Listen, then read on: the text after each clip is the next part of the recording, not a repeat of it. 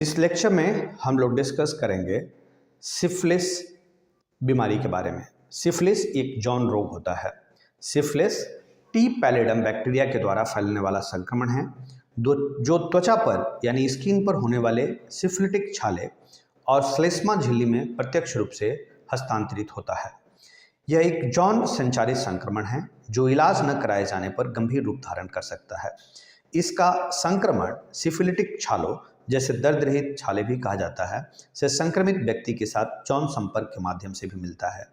संक्रमित व्यक्ति द्वारा दरवाजों के हैंडल या मेज जैसे सतहों को छूने से यह संक्रमण नहीं फैलता।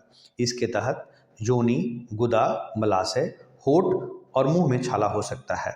मौखिक, गुदा या योनि संबंधित यौन गतिविधि के दौरान इस बीमारी के फैलने की संभावना होती है। बहुत ही कम मामलों में यह चुंबन के माध्यम से भी फैल सकता है। लक्षण की अगर बात करें तो ये पीड़ा रहित होता है, छोटे छाले होते हैं और बिना खुजली वाले चकत्ते जो शरीर के ऊपरी हिस्से से शुरू होते हैं और पूरे शरीर में फैल जाते हैं, जिसमें हथेलियाँ और तलवे भी शामिल हैं। चकत्ते खुरदरे, लाल या लाल भूरे रंग के हो सकते हैं। मुंह, गुदा और जन्नांग के मस्से जैसे छाले, मांसपेशियों में दर्द, बुखार, गले में खराश, सूजी हुई लसिका ग्रंथियाँ, कहीं कहीं से बाल झड़ना, सिर दर्द, वजन घटना, थकान और माध्यमिक उपदंश अप्रकट और तृतीय चरणों में भी प्रगति कर सकता है। अव्यक्त चरण कई वर्षों तक रह सकता है और इस समय के दौरान शरीर बिना लक्षणों वाले रोग का घर बन जाएगा। क्या क्या हो सकती है समस्या अगर इसका हम ट्रीटमेंट नहीं कराएं तो? अंधापन हो सकता है, बहरापन हो सकता है, मानसिक बीमारी हो सकती है और स्मरण शक्ति की क्षति हो सकती है। नरम उत्तक जो होते हैं और जो हड्डी होती है उसको नुकसान पहुंच सकता है।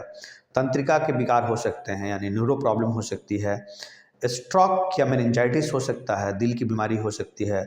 न्यूरोसिफिलिस हो सकता है जो मस्तिष्क या रीढ़ की हड्डी में होने वाला संक्रमण है।